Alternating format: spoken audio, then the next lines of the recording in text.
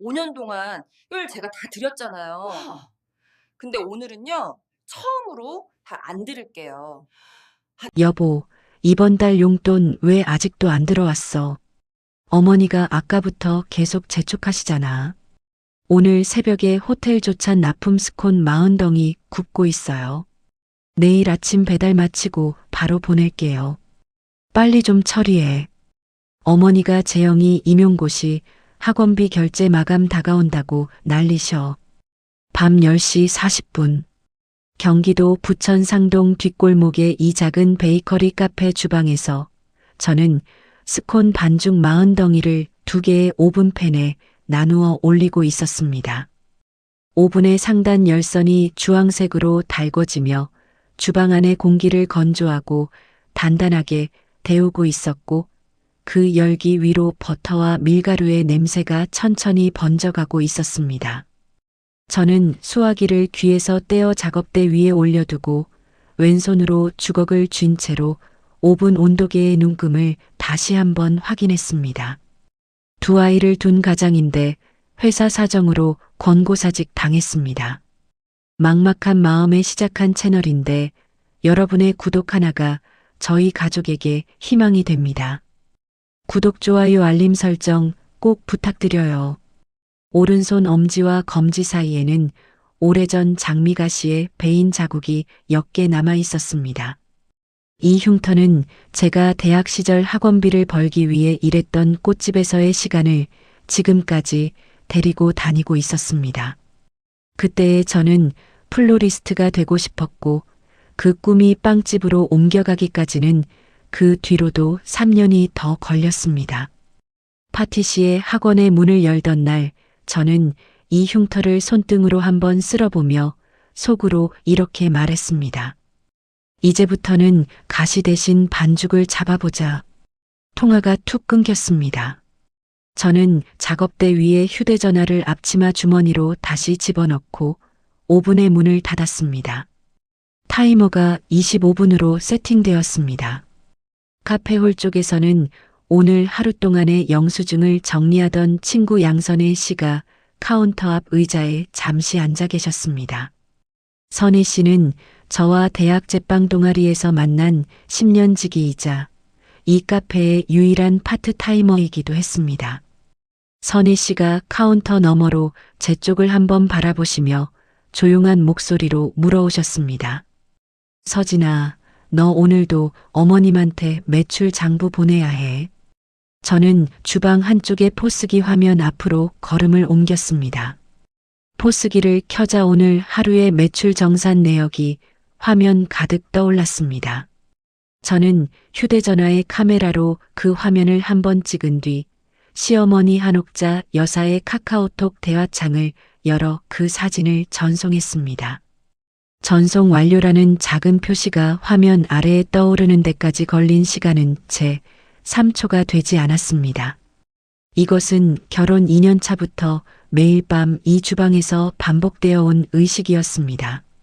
시어머니께서는 당신께서 직접 이 말씀을 내리셨습니다. 내가 내 며느리 살림 챙겨주려고 이러는 거다. 여자가 돈 쥐고 있으면 허튼 데 다 쓴다. 매일 장부 사진 한 장만 찍어서 보내면 될 일 아니냐.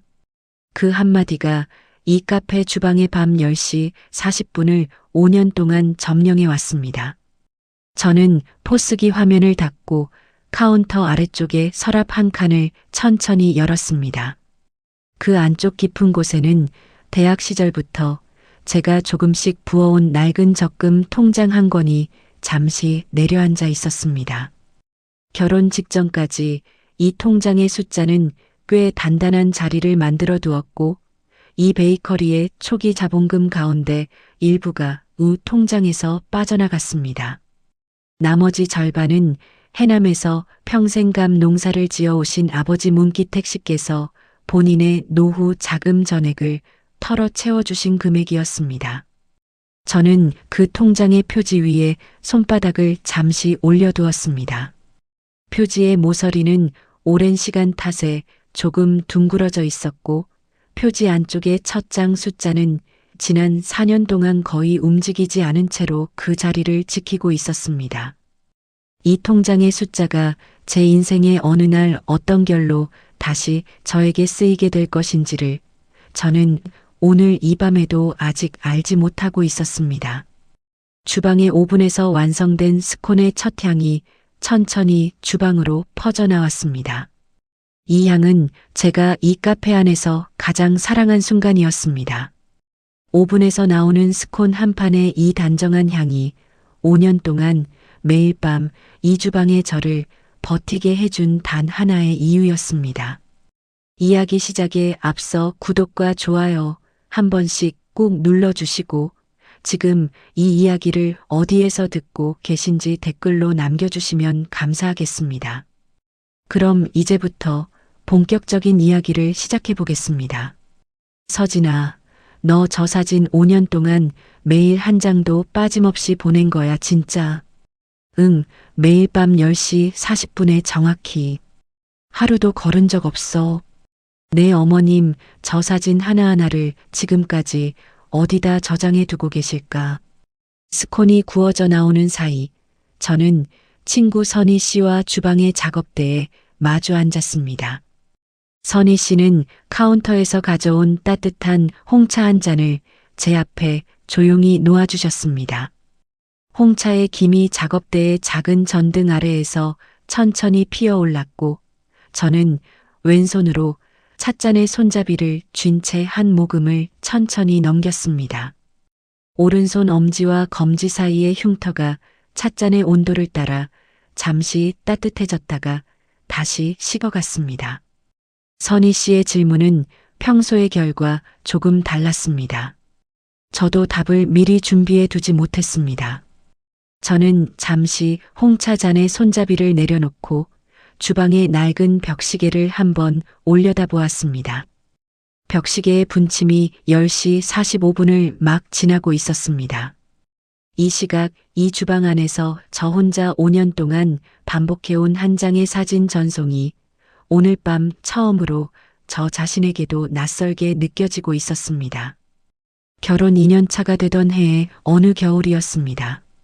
시어머니 한옥자 여사께서 이 카페를 처음으로 직접 방문하신 날 어머님께서 주방의 포스기 화면을 15분 동안 들여다보신 뒤 거실 소파로 돌아가 앉으시며 한 문장을 남기셨습니다.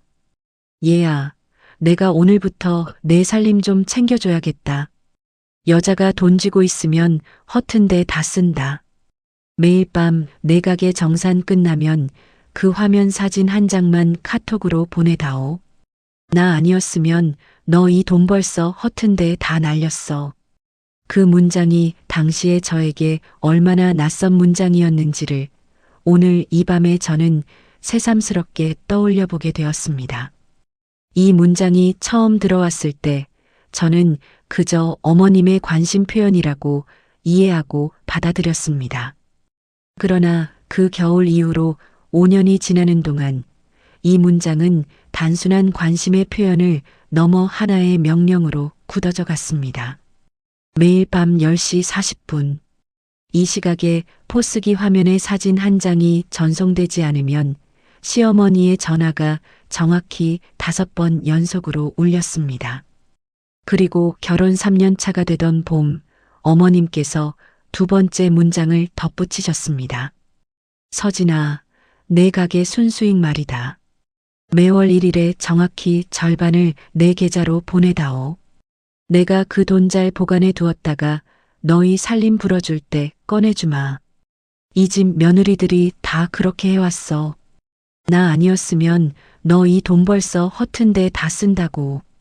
이 두 번째 문장은 첫 번째 문장보다 훨씬 더 구체적이고 훨씬 더 묵직했습니다. 그러나 저는 그 순간에도 어머님의 말씀을 거부하지 못했습니다. 매월 1일 오전 9시 20분.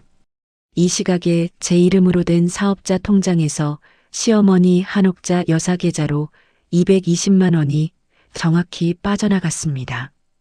그리고 매월 25일 오전 10시 정각. 이 시각에 같은 통장에서 남편 한재민 씨의 계좌로 생활비 명목의 140만 원이 자동으로 이체되었습니다. 한 달 총 360만 원. 이 금액이 5년 동안 이 카페의 순수익 위에 차곡차곡 쌓여 있던 또 다른 숫자였습니다. 저는 선희 씨의 질문에 답을 드리는 대신 휴대전화를 꺼내어 시어머니와의 카카오톡 대화창을 처음으로 끝까지 올려보았습니다. 5년 동안 제가 매일 밤 보낸 포스기 화면 사진이 한 줄의 장대한 숫자, 기록으로 대화창 안에 차곡차곡 쌓여 있었습니다.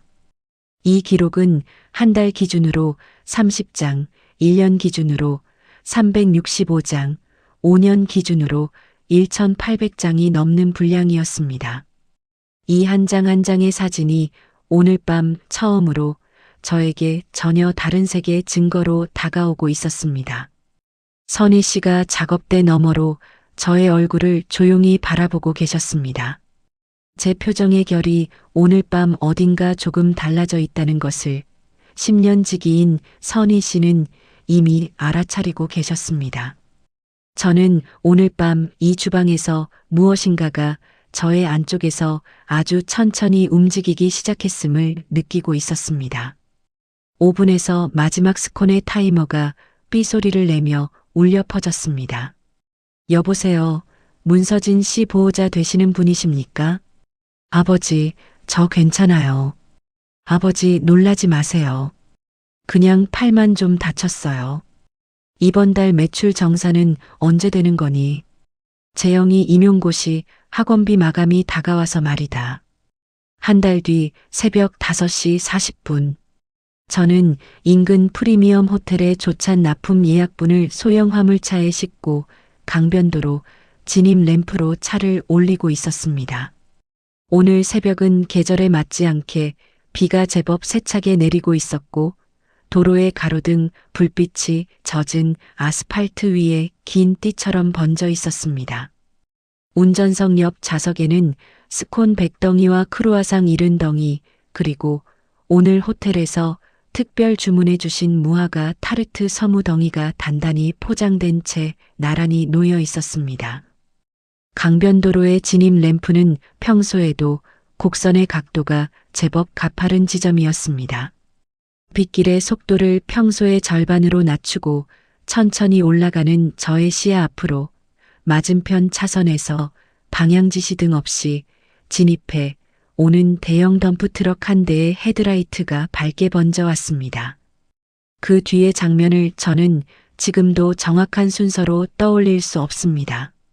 다만 제 소형 화물차의 조수석 쪽이 가드레일 쪽으로 튕겨져 나가는 감각, 그리고 제 오른팔의 힘이 순간적으로 사라지는 감각만이 선명하게 남아있을 뿐이었습니다. 정신을 차린 것은 앰뷸런스의 사이렌 소리가 제 귓가에 닿은 이유였습니다. 구급대원 두 분이 저의 상태를 확인하시며 의식을 깨워주셨고 저는 이송용 들것 위에서 제 오른팔을 내려다보았습니다. 팔꿈치 위쪽에 뼈가 비정상적인 각도로 접혀 있었습니다. 응급실에 도착한 뒤 방사선 검사 결과가 나왔고 담당 정형외과 전문의께서 차분한 목소리로 설명해 주셨습니다. 상완골의 중간 부위가 두 조각으로 부러진 상태이고 빠른 유압을 위해 철심 고정 수술이 필요하며 입원 기간은 대략 28일이 예상된다는 소견이었습니다. 수술은 당일 오전에 진행되었습니다. 마취에서 깨어난 저의 팔은 두꺼운 깁스와 고정 장치 안에 단정하게 봉인되어 있었고 철심이 뼈의 양 끝을 단단히 잡아주고 있다는 감각이 팔 전체의 둔중한 무게 아래에서 천천히 전해져 왔습니다. 입원실은 3층의 2인실이었고 창가 쪽 자리였습니다.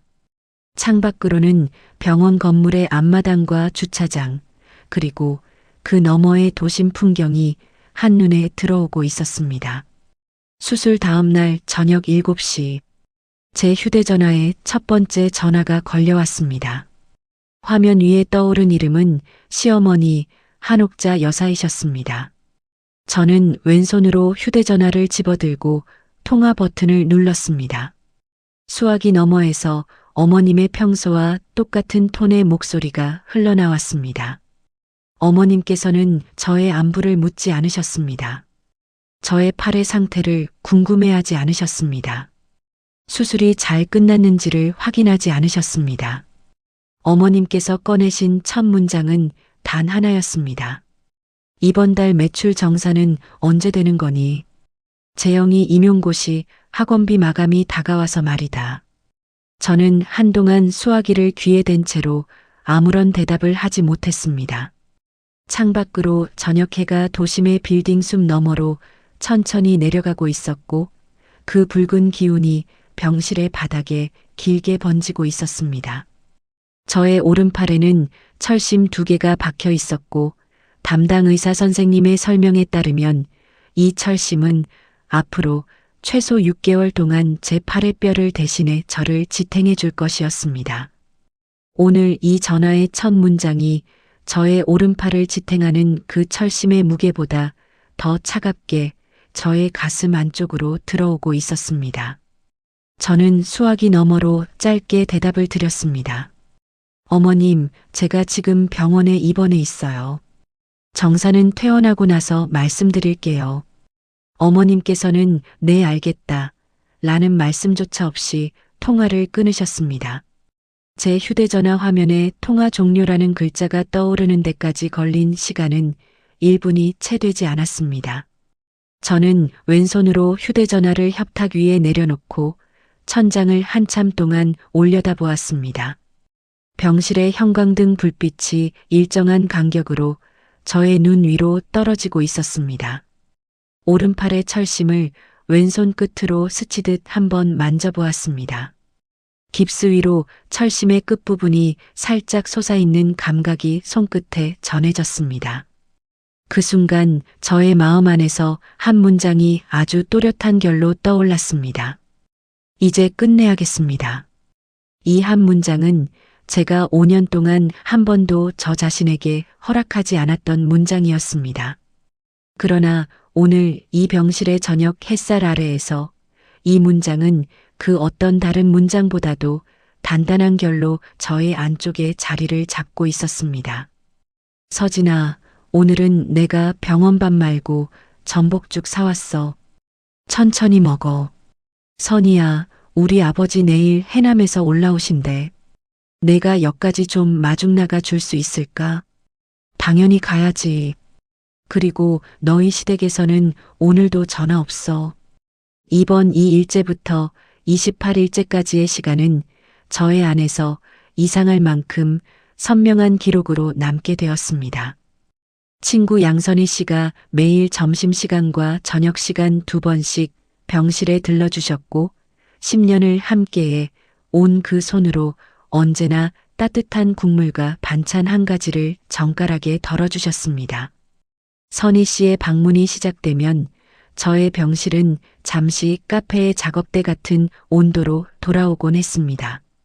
이번 나흘째 저녁 해남의 아버지 문기택 씨께서 기차를 타고 올라오셨습니다. 아버지의 양손에는 평소에 그 단단한 결로 담으신 김장 김치 한 통과 햇볕에 잘 말린 무말랭이 한 봉지 그리고 아버지께서 직접 도정하신 햅쌀 한 포대가 들려 있었습니다. 병실에 들어오신 아버지께서는 제 오른팔의 고정 장치를 한번 내려다보시고 잠시 창가 쪽으로 몸을 돌리셨습니다. 아버지의 등이 그 순간 한번 얕게 흔들리셨지만 이내 다시 단정한 결로 돌아와 저의 곁으로 앉아주셨습니다. 아버지께서는 그 뒤로 사흘 동안 병실에 머무르시며 저의 왼손에 바나나 껍질 까는 법을 다시 가르쳐 주셨습니다. 어린 시절 저의 왼손이 오른손을 대신해 무엇인가를 배우던 그 시간들을 저는 아버지의 큰 손 앞에서 다시 한번 처음부터 시작하게 되었습니다. 과일을 깎는 법, 숟가락을 쥐는 법, 반찬 그릇을 붙잡고 젓가락을 움직이는 법. 아버지의 가르침은 언제나 군더더기가 없으셨습니다. 아버지께서 해남으로 다시 내려가시던 아침, 병실 문 앞에서 아버지께서는 제 왼손을 한번 꼭 잡아주시며 한마디를 건네주셨습니다. 서진아, 이 아빠가 해남에 있으니 마음껏 아프고 마음껏 쉬거라. 저는 아버지의 손등 위에 제 왼손을 포개어 얹은 채로 네 아버지 잘 다녀오세요. 라는 짧은 답을 드렸습니다. 아버지의 뒷모습이 병실 복도 끝으로 사라지는 것을 보고 나서야 저는 그날 처음으로 오른쪽 눈가에서 흘러내린 작은 물기를 왼손 손등으로 닦아냈습니다. 이번 28일 동안 시댁 가족의 누구도 이 병실의 문턱을 넘지 않으셨습니다. 남편 한재민 씨는 본인 회사의 외근 일정과 거래처, 저녁 약속을 이유로 제 병실의 방향을 향해 단 한 번도 걸음을 옮기지 않으셨습니다. 시어머니 한옥자 여사께서는 이번 2일째의 첫 통화 이후에도 총 2번 더 전화를 주셨고 3통의 전화의 내용은 모두 동일한 3가지 단어로만 구성되어 있었습니다. 매출, 학원비, 생활비. 이 3단어 이외의 어떠한 단어도 저의 병실로 건너오지 않았습니다. 시누이 한재영 씨로부터의 연락은 카카오톡으로 한 통이었고 그 한 통에는 본인의 노량진 학원비 결제일이 정확히 언제인지에 관한 문의가 담겨 있었습니다. 이번 22일째 저녁, 저는 병실 침대 옆 협탁의 서랍에서 제가 병원 매점에서 사둔 작은 노트 한 권을 꺼냈습니다. A4 크기의 단정한 크라프트 표지의 노트였고 속지에는 가로로 얇은 줄이 그어져 있었습니다. 저는 왼손에 볼펜 한 자루를 쥐고 노트의 첫 장을 펼친 뒤 천천히 3개의 항목을 적어 내려갔습니다. 첫 번째 항목, 남편 한재민 씨 계좌로의 생활비 자동이체 해지. 두 번째 항목, 시어머니 한옥자 여사 계좌로의 순수익 상납 자동이체 해지. 세 번째 항목, 이혼 소장 법원 접수와 전세 보증금 전액 반환 청구. 저의 왼손은 아직 펜을 잡는 각도가 익숙하지 않았기에 이 세 항목의 글씨는 평소에 제 글씨와는 조금 다른 결로 쓰였습니다. 그러나 이 3줄의 문장은 오른손으로 쓰였을 그 어떤 문장보다도 훨씬 더 단단한 힘으로 노트의 종이 위에 내려앉아 있었습니다. 저는 노트를 닫고 협탁의 서랍에 다시 넣어두었습니다. 노트의 겉표지가 서랍의 나무 바닥에 닿는 소리가 아주 얕게 울렸고 저는 그 소리를 오래도록 마음 안쪽에 담아두었습니다. 창밖의 도심 야경이 서서히 짙어지고 있었습니다. 병실 창문에 비친 저의 얼굴은 한 달 전 카페 주방에 서 있던 저의 얼굴과는 다른 결의 얼굴로 바뀌어 가고 있었습니다. 오른팔의 철심은 여전히 그 자리를 지키고 있었지만 오른팔이 움직일 수 없다는 사실이 오히려 저의 왼손을 움직이기 시작하게 했다는 점이 오늘 밤 저에게 선명한 감각으로 전해지고 있었습니다. 서진아, 오랜만이다. 내가 이렇게 직접 내 사무실로 올 줄은 몰랐어. 선배, 저 이제 제 이름으로 한번 살아보려고요. 도와주실 수 있으세요? 당연하지. 그런데 서진아, 이건 단순히 이혼 사유가 아니야. 너의 사업 자산을 되찾을 수 있는 아주 깔끔한 증거야. 퇴원 3일째 오전 11시. 저는 서울 강남구 역삼역 도보 3분 거리의 한 오피스 빌딩 7층에 위치한 법률사무소의 유리문을 왼손으로 조심스럽게 밀어 열었습니다. 오른팔은 여전히 삼각건 보조기 안에 단정하게 고정되어 있었고 어깨의 맨 작은 크로스백 안에는 외장하드 1개와 2주 동안 준비해 온 서류 뭉치 한 묶음이 들어 있었습니다. 접수대의 비서분께서 저의 이름을 확인하신 뒤 저를 회의실 쪽으로 정중히 안내해 주셨습니다. 회의실의 원목 테이블 맞은편에 임지연 변호사 선배님이 앉아 계셨습니다. 임지연 선배님은 대학 시절 제가 속해 있던 제빵 동아리의 선배이셨고 졸업 후 법학전문대학원에 진학해 변호사가 되신 뒤로는 지난 10년 동안 이혼 전문 변호사로만 활동해 오신 분이셨습니다. 선배님께서 저의 오른팔 보조기를 한번 바라보시고 제 왼손에 들린 외장하드를 한번 바라보신 뒤 테이블 위에 두 손을 단정하게 올려두셨습니다. 서진아, 천천히 말해봐. 저는 외장하드를 선배님의 노트북에 연결한 뒤 그 안에 정리해둔 두 개의 폴더를 차례로 열어드렸습니다. 첫 번째 폴더에는 지난 5년 동안 제 이름으로 된 사업자 통장에서 빠져나간 자동이체 내역이 월별로 정리되어 있었습니다. 매월 1일 오전 9시 20분에 시어머니 한옥자 여사 계좌로 220만 원, 매월 25일 오전 10시 정각에 남편 한재민 씨 계좌로 140만 원, 5년치를 합산하면 총 2억 1,600만 원에 달하는 금액이었습니다. 두 번째 폴더에는 지난 5년 동안 매일 밤 10시 40분에 시어머니께 전송해 온 포스기 매출 정산 화면의 스크린샷이 날짜별로 저장되어 있었습니다. 1,800장이 넘는 이 사진 자료는 제가 이 카페의 모든 매출과 순수익을 단 하루도 빠짐없이 시어머니께 투명하게 보고해 왔다는 사실을 역으로 증명해주는 자료이기도 했습니다. 임지연 선배님께서 파일의 일부를 차례로 열어보시며 중간중간 노트에 무언가를 빠르게 적어 내려가셨습니다. 파일 검토가 끝난 뒤 선배님께서 노트북을 잠시 옆으로 밀어두시며 저를 똑바로 바라보셨습니다. 서진아, 이건 단순히 이혼 사유가 아니야. 너의 사업 자산을 되찾을 수 있는 아주 깔끔한 증거야. 우선 이혼 소장은 내가 바로 준비할게. 재산분할 청구서도 이 자료들을 바탕으로 작성하면 돼. 그리고 중요한 건 실행의 순서야. 서두르지 말고 같은 날 같은 시간에 움직이자.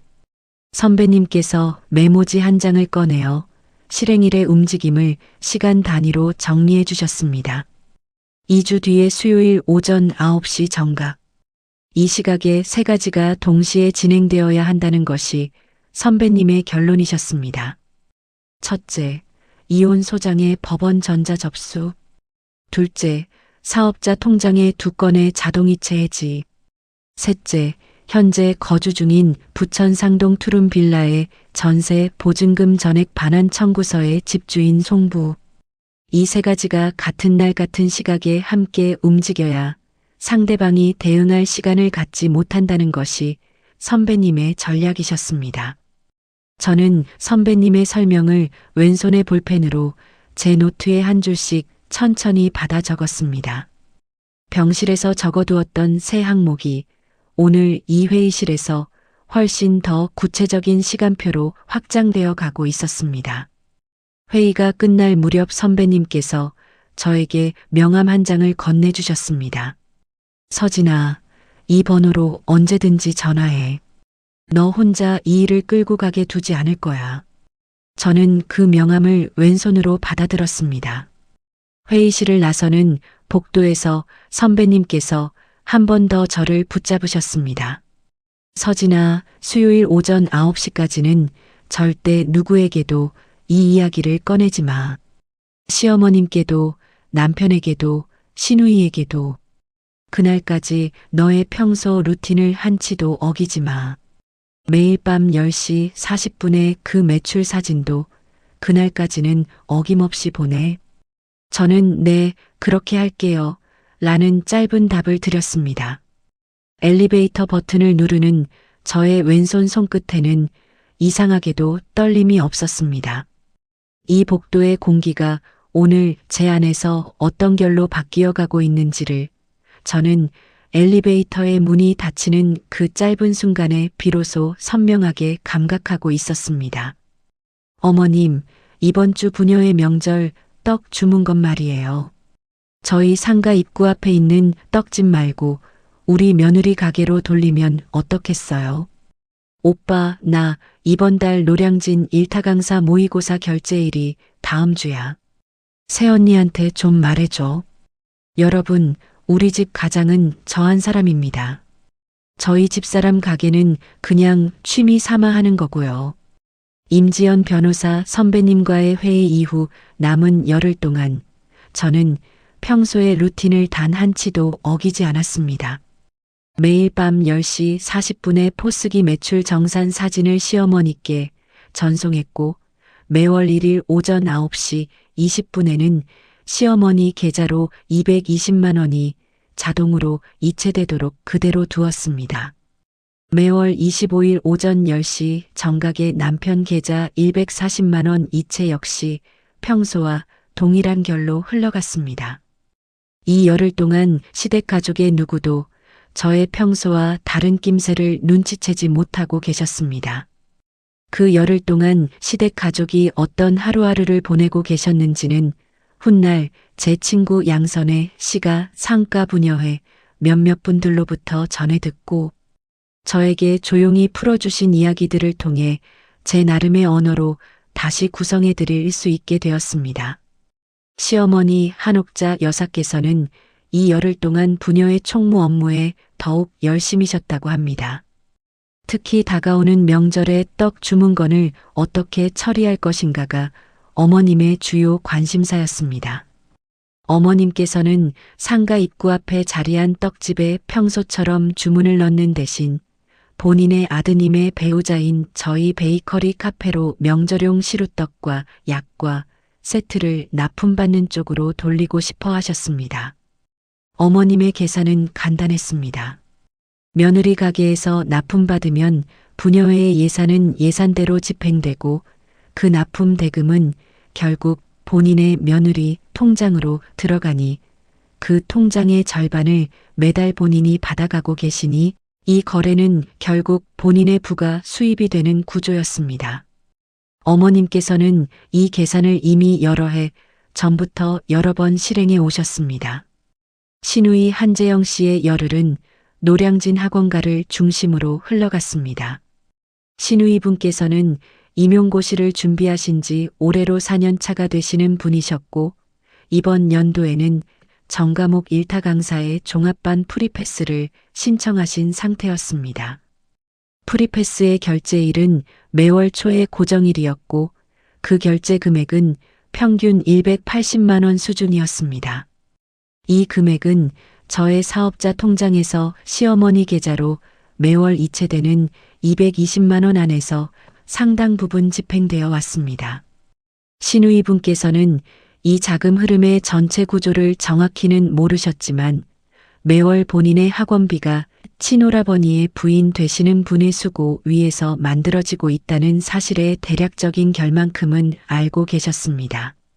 남편 한재민 씨의 열흘은 본인의 거래처 접대 자리에서 가장 평온하게 흘러갔습니다. 남편은 중견 가구 회사의 영업사원이었고 이 회사에서 남편께서 맡으신 자리는 시어머니께서 당신의 교회 장로님을 통해 알선해 주신 자리였습니다. 기본급은 넉넉하지 않았고 실적에 따른 인센티브의 변동폭이 큰 자리였습니다. 실적이 부족한 달이면 남편께서는 본인의 신용카드 리볼빙 대금조차 막지 못하시곤 하셨지만 거래처 접대 자리의 저녁마다 남편께서는 본인이 이 가정의 유일한 가장이라는 연설을 조금의 흔들림 없이 이어가셨습니다. 이 열흘 동안 남편의 접대 카드 결제 금액은 총 190만 원이 넘었고 이 금액 역시 남편의 개인 신용카드 2장에 차곡차곡 쌓여가고 있었습니다. 남편께서는 이 카드의 이달 결제일이 다가오고 있다는 사실을 알고 계셨지만 언제나처럼 매월 25일에 140만 원, 생활비 이체와 시어머니 계좌로의 상납금 이체가 예정대로 집행되면 가족 전체의 현금 흐름 안에서 어머님께서 이 달의 카드 대금 일부를 보태주실 것이라는 계산이 머릿속에 있었습니다. 이 계산은 지난 5년 동안 단 한 번도 어긋난 적이 없었습니다. 제 친구 양선희 씨가 상가 커피숍에서 부녀의 두 분의 대화를 우연히 들으신 것은 수요일을 사흘 앞둔 일요일 오후였다고 합니다. 두 분께서 나누시던 대화의 요지는 간단했습니다. 한옥자 여사네 며느리가 참 고생이 많다. 저러다가 그 아이 언젠가 한번 크게 알아눕는 날이 올 거다. 그때 그 집안이 어떻게 될지는 아무도 모르는 일이야. 이 두 분께서 나누신 이 짧은 문장이 사흘 뒤 수요일 오전 9시의 장면을 이미 예고하고 있었다는 사실을 저는 한참 뒤에야 선희 씨의 전원을 통해 알게 되었습니다. 수요일을 하루 앞둔 화요일 밤 10시 40분. 저는 카페의 포스기 화면 앞에 서서 오늘 하루의 매출 정산 사진을 평소처럼 찍어 시어머니께 전송했습니다. 이 사진이 제가 시어머니의 카카오톡 대화창에 전송하는 마지막 사진이 될 것이라는 사실을 어머님께서는 이 순간 아직 알지 못하셨습니다. 저는 휴대전화를 앞치마 주머니에 넣고 주방에 불을 한 개씩 차례로 꺼나갔습니다. 내일 오전 9시에 저는 오늘 밤에 저와 완전히 다른 사람이 되어 있을 것이었습니다. 선배, 지금 시계가 8시 59분 50초예요. 저 이제 화면 열었어요. 서진아, 내가 지금 법원 전자접수 시스템 로그인 마쳤고 접수 버튼 위에 커서 올라가 있어. 9시 정각에 동시에 눌러. 네, 동시에 누를게요. 5년이 오늘 아침 3초 안에 끝나네요, 선배. 수요일 오전 8시 50분. 저는 부천 상동의 제 카페 2층 사무실에 홀로 앉아 있었습니다. 사무실의 작은 원목 책상 위에는 노트북 한 대, 스마트폰 한 대, 그리고 2주 동안 임지연 선배님과 함께 준비해 온 서류의 원본 파일 한 묶음이 순서대로 놓여 있었습니다. 카페의 오픈 시간은 오전 10시였고 그 전까지의 1시간은 이 사무실 안에서 제게 완벽하게 보장된 시간이었습니다. 오른팔의 삼각건 보조기는 아직 그대로였습니다. 수술 후 5주가 지나고 있었지만 상완골의 유압은 아직 절반에도 미치지 못했다는 것이 이번 주 월요일 정기외래 진료의 결과였습니다. 저는 왼손으로 노트북의 트랙패드를 움직여 은행 어플리케이션과 법원 전자접수 시스템의 확인 화면, 그리고 빌라 집주인 어르신께 발송할 전세 보증금 반환 청구서의 이메일 창을 각각 별도의 화면으로 열어두었습니다. 세 개의 화면이 노트북 모니터의 왼쪽부터 오른쪽까지 정확한 간격으로 배치되어 있었습니다. 오전 8시 55분. 임지연 선배님으로부터 메시지 한 통이 도착했습니다. 서진아, 나는 지금 법원 전자접수 시스템에 접속 완료했어. 접수 버튼 위에 커서 올려두었어. 오전 9시 정각에 누를 거야. 너도 은행 앱 2건의 자동이체 해지 버튼에 커서 올려두고 이메일 발송 버튼도 준비해. 저는 선배님께 짧은 답을 드렸습니다. 네 선배, 저도 지금 모두 준비했어요. 오전 8시 59분 55초. 제 심장의 박동이 이상할 만큼 고요했습니다.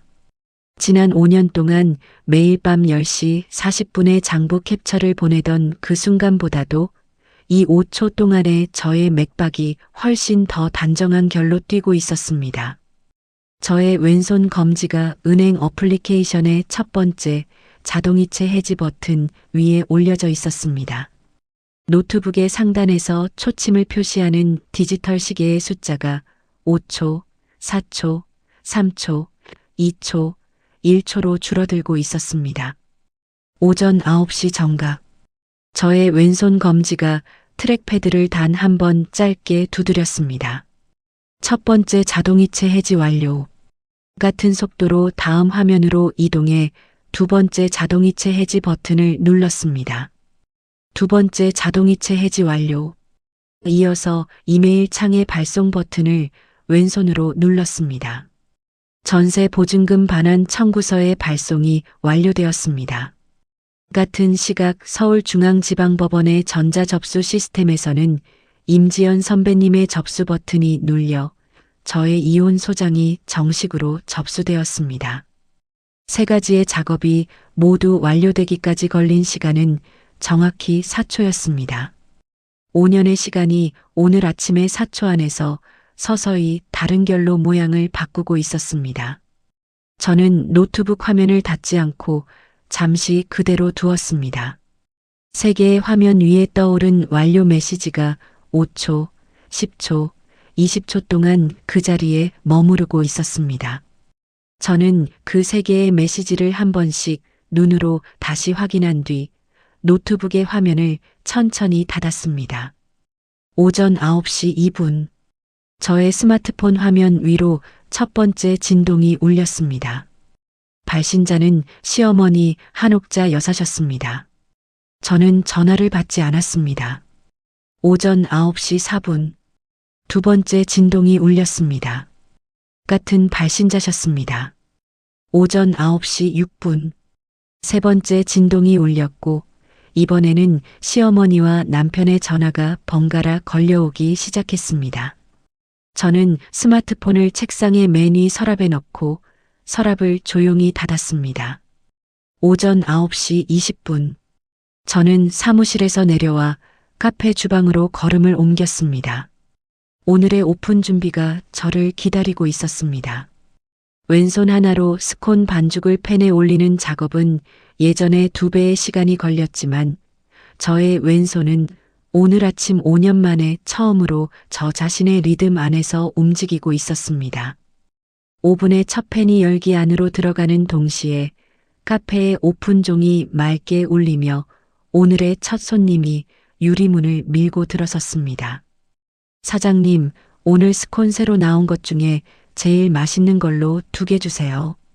선이야, 나 방금 서랍 열어봤는데 부재중이 벌써 74통이야. 대단하지. 서진아, 무시해. 오늘 이 카페의 영업 리듬 한치도 어기지 마. 저는 오늘 하루의 카페 영업을 평소의 리듬대로 유지했습니다. 오전 10시부터 오후 7시까지의 9시간 동안 저의 스마트폰은 단 한 번도 사무실 책상 서랍 밖으로 나오지 않았습니다. 친구 양선혜 씨가 오전부터 카페에 나와 계셨고 선희 씨의 손이 오늘 저의 왼손을 대신해 계산대와 쇼케이스 사이를 부지런히 오가주셨습니다. 손님분들께서 저의 오른팔 삼각권 보조기를 한 번씩 바라보시고는 평소보다 더 따뜻한 목소리로 주문을 넣어주셨습니다. 오후 8시 20분. 오늘의 마감 정산을 마친 뒤 저는 사무실로 올라와 책상 서랍을 열어보았습니다. 스마트폰의 화면 위에는 부재중 전화의 숫자가 크게 떠 있었습니다. 정확히 91통. 시어머니 한옥자 여사의 번호로 29통, 남편 한재민 씨의 번호로 43통, 시누이 한재영 씨의 번호로 19통이었습니다. 카카오톡 메시지의 숫자는 그 3배에 달했습니다. 저는 스마트폰을 다시 책상 위에 엎어두고 창밖의 저녁 거리를 잠시 내려다보았습니다. 그날 저녁 시댁 가족 3분이 어떤 하루를 보내셨는지는 이후 임지연 선배님께 접수된 각종 민사 절차의 서류들과 양선희 씨가 상가 부녀회를 통해 전해 들은 이야기들을 종합해 제 나름의 언어로 다시 구성해 드릴 수 있게 되었습니다. 오전 9시 2분경 시어머니 한옥자 여사께서는 본인 계좌의 입출금 알림을 받지 못하신 채로 평소대로 은행 어플리케이션을 여셨다고 합니다. 매월 1일 오전 9시 20분에 들어와야 할 220만 원의 입금 알림이 이날 아침 도착하지 않았습니다. 어머님께서는 처음에는 통신 오류라고 생각하시고 은행에 직접 전화를 거셨다고 합니다. 은행의 상담원께서 친절한 목소리로 안내해 주신 내용은 간단했습니다. 이 건의 자동이체는 오늘 오전 9시 정각에 정상적으로 해지 처리되었습니다.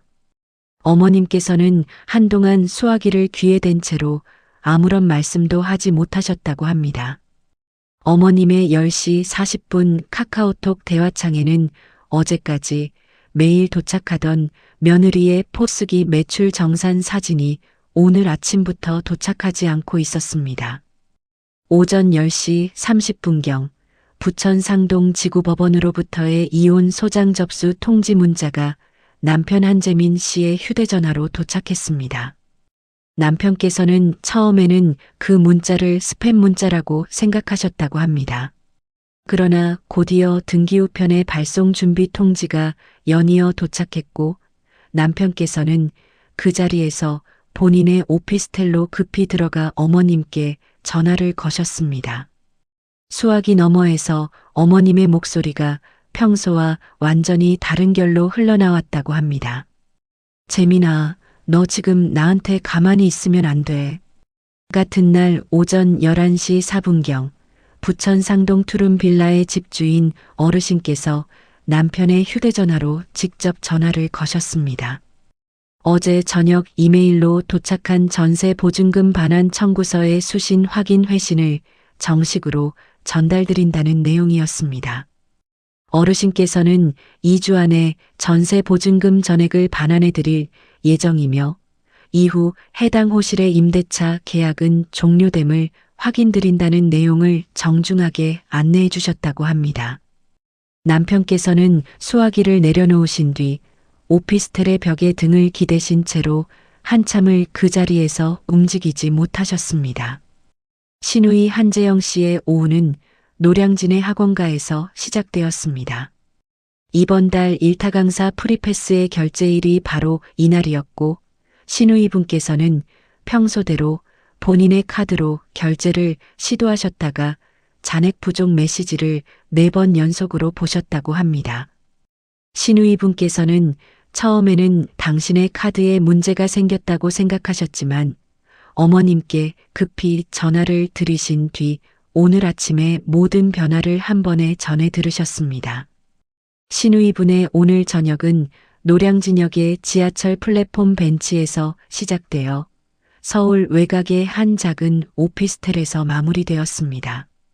그날 밤 세 분이 각자의 자리에서 오늘 하루의 충격을 감당해야 했던 그 시간에 저는 부천 상동의 제 카페 주방에서 내일 새벽 호텔 조찬 납품용 스콘 반죽 40덩이를 왼손으로 천천히 치대고 있었습니다. 반죽의 감각이 왼손으로 옮겨온 지 5주째. 오늘 밤의 반죽이 제 왼손 안에서 가장 부드러운 결로 뭉쳐지고 있었습니다. 오른팔의 철심은 여전히 저를 지탱해주고 있었고 저의 왼손은 오늘 아침 이후로 완전히 제 것이 되어 가고 있었습니다. 사장님, 어제 주문한 무화과 타르트 정말 맛있었어요.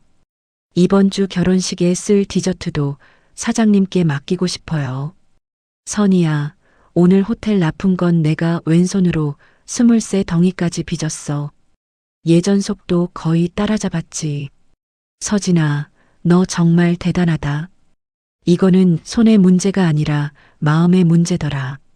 퇴원 후 석 달이 지나고 있었습니다. 오른팔의 철심은 여전히 그 자리를 지키고 있었고 담당 정형외과 전문의께서는 지난주 외래에서 아직 2달은 더 기다려야 한다고 말씀해 주셨습니다. 그러나 저의 왼손은 지난 석 달 사이에 완전히 다른 결의 손이 되어 있었습니다. 스콘 한 팬을 빚는데 예전에는 40분이 걸리던 것이 지금은 50분이면 충분했고 크루아상의 3단 접기 역시 왼손만으로도 단정한 결을 만들어낼 수 있게 되었습니다. 왼손의 엄지와 검지 사이에는 지난 석 달 동안 새로 생겨난 굳은 살이 단단하게 자리를 잡고 있었습니다. 매일 밤 집에 돌아가 뜨거운 물에 손을 푹 담가 이 굳은 살을 불려두고 다음 날 아침 다시 반죽의 결 위에서 이 굳은 살이 밀려 올라오도록 하는 일이 저희 새로운 아침 의식이 되어 있었습니다. 저는 이 굳은 살을 닦아내지 않았습니다. 이 굳은 살은 지난 석 달 동안의 저의 기록이었고 이 기록이 오늘 이 카페의 모든 결과물을 단정하게 지탱해주고 있었습니다. 거래처들의 계약은 단 한 건도 취소되지 않았습니다. 오히려 지난 한 달 사이에 2건의 신규 계약이 추가되었습니다. 상동의 새 프리미엄 호텔의 조찬 디저트 정기 납품 계약 한 건, 그리고 인근 대형 웨딩홀에 테이블 디저트, 월 정기 납품 계약한 건. 이 두 건의 계약은 모두 제가 지난 3년 동안 발바닥에 땀이 나도록 뛰어다니며 공들여 온 거래처들로부터의 자연스러운 확장이었습니다. 신부님들이 신뢰한 이름은 파티시의 문서진이었지 한재민의 아내라는 타이틀이 아니었습니다. 돌려받은 전세 보증금으로 저는 카페에서 도보 5분 거리에 있는 오피스텔 한 채의 보증금과 첫 달 월세를 해결했습니다. 남향의 채광이 잘 들어오는 1.5룸짜리 공간이었고 베란다의 창문을 열면 단지 안에 작은 은행나무 한 그루가 한눈에 들어왔습니다. 계절은 가을로 접어들고 있었고 이 은행나무는 2주 뒤면 단지 전체를 노란빛으로 물들이게 될 것이었습니다. 시댁 가족 세 분의 소식은 양선희 씨의 부녀의 인맥을 통해 가끔씩 전해져 왔습니다. 시어머니 한옥자 여사께서는 이번 달에 부녀의 총무 자리에서 자진 사임하셨다고 합니다. 사임의 직접적인 계기는 상가 상인회의 조용한 제보가 이어진 것이었고 어머님의 평소 언행에 관한 몇몇 증언이 구체적으로 정리되어 부녀의 운영진에 전달되었다는 것이 전원의 요지였습니다. 어머님께서는 사임 이후로 거의 외출을 하지 않으신다고 합니다. 시누이 한재영 씨의 임용고시 프리패스는 결제가 중단된 이후 환불도 재신청도 이루어지지 않은 상태로 자동 소멸되었습니다.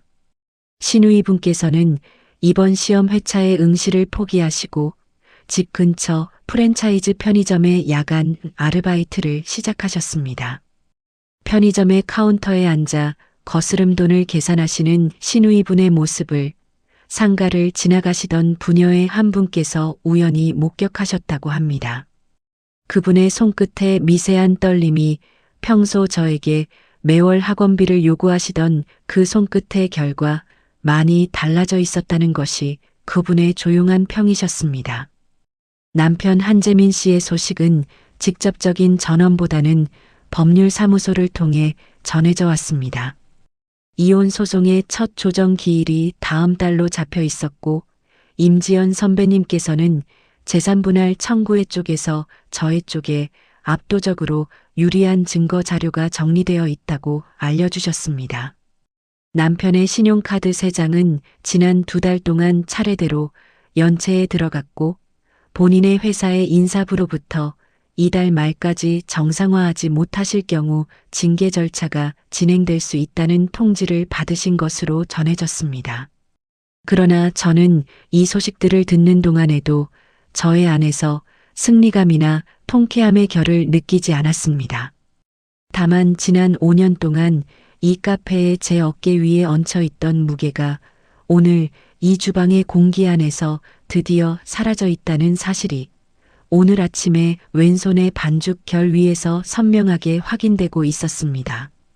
그 무게가 사라진 자리에 자리 잡은 것은 오늘의 주문서, 오늘의 반죽, 오늘의 오븐의 열기뿐이었습니다. 이 3가지가 오늘 이 주방의 저의 전부였습니다. 서진아, 아빠가 올해감 농사 수확한 거 한 박스 가져왔어. 너 좋아하는 단감이다. 아빠, 책장 조립 설명서 여기 있어요. 천천히 하세요. 제가 옆에서 나사 건네 드릴게요. 이제 아무도 우리 딸 함부로 못 건드려. 아빠가 장담한다. 이사 당일 오후 2시 해남의 아버지 문기택 씨께서 상동의 새 오피스텔로 올라오셨습니다. 아버지의 양손에는 이사 축하의 의미로 준비해 주신 3가지의 보따리가 들려 있었습니다.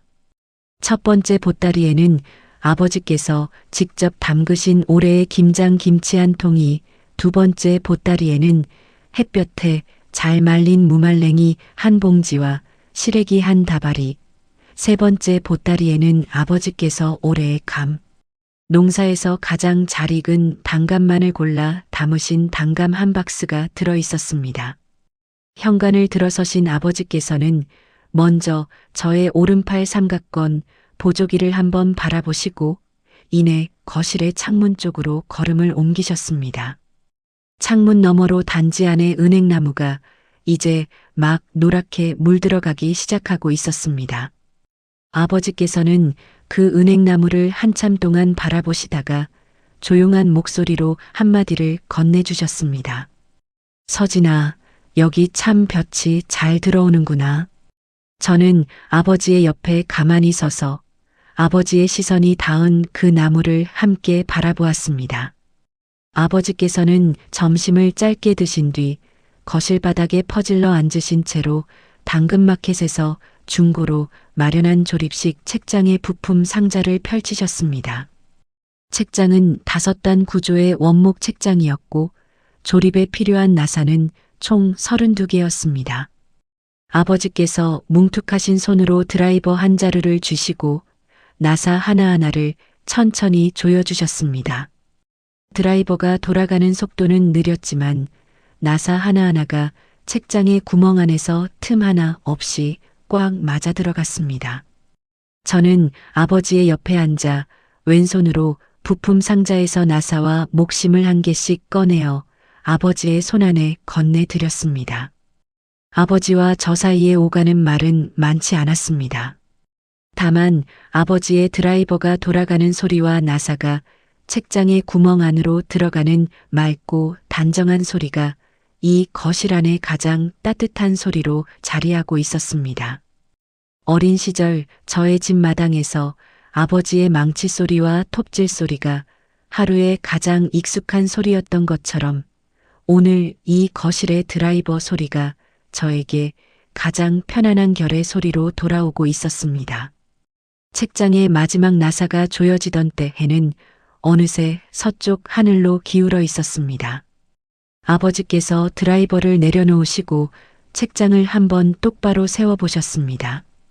책장이 거실벽 쪽에 단정하게 자리 잡자 아버지께서는 뒤로 2걸음 물러서서 그 책장을 한참 동안 바라보셨습니다. 해질 무렵의 마지막 햇살이 책장의 원목결 위로 얇게 번지고 있었습니다. 그날 저녁 아버지와 저는 카페 안쪽의 작은 작업용 테이블에 마주 앉았습니다. 이사를 마친 첫날 저녁의 메뉴는 언제나처럼 간단했습니다. 김이 모락모락 피어오르는 컵라면 2개와 해남에서 올라오신 옆집 수영 아주머니의 김장 김치 한 접시. 저는 왼손에 젓가락을 쥐고 김치 한 조각을 집어 입에 넣었습니다. 새콤하고 매콤하고 아삭한 맛이 입안에 퍼져갔습니다. 아버지께서 면발을 절반쯤 드시던 중에 젓가락을 잠시 멈추시고 저를 바라보셨습니다. 서진아, 너 어릴 때 말이다. 아빠가 밭에 나가 있으면 너는 늘 그 옆 밭두렁에 쪼그려 앉아 있었어. 나뭇가지 하나 주워와서 흙바닥에 그림을 그렸지. 꽃도 그리고 풀도 그리고 나비도 그리고. 아빠가 뭐 그리냐고 물어보면 우리 딸이 나중에 크면 꽃집 사장님 될 거라고 했잖아. 아버지께서 젓가락으로 면발을 집어 올렸다가 입으로 가져가시지 않고 다시 국물 안으로 내려놓으셨습니다. 내 어미 눈 감을 때 너 혼자 두고 가는 게 제일 마음에 걸린다고 하셨다. 우리 딸 어디 가서 억울한 일 당하고 괄시받고 살까봐. 아버지의 그 문장이 제 가슴 안쪽으로 조용히 내려앉는 동안 저는 젓가락을 용기의 가장자리에 잠시 멈춰두었습니다. 이제 다 괜찮습니다. 아버지께서 다시 젓가락을 고쳐 주시며 한마디를 덧붙이셨습니다. 이제 아무도 우리 딸 함부로 못 건드려. 아빠가 장담한다. 저는 고개를 푹 숙이고 남은 라면을 묵묵히 입안으로 밀어 넣었습니다. 매콤한 국물까지 바닥이 보이게 들이마셨습니다. 라면의 뜨거운 열기가 저의 눈가를 발갛게 데우고 있었습니다. 다음 날 이른 아침, 저는 카페의 유리문을 열었습니다. 도어록의 6자리 비밀번호를 아는 사람은 오직 저와 양선희 씨 2사람뿐이었습니다.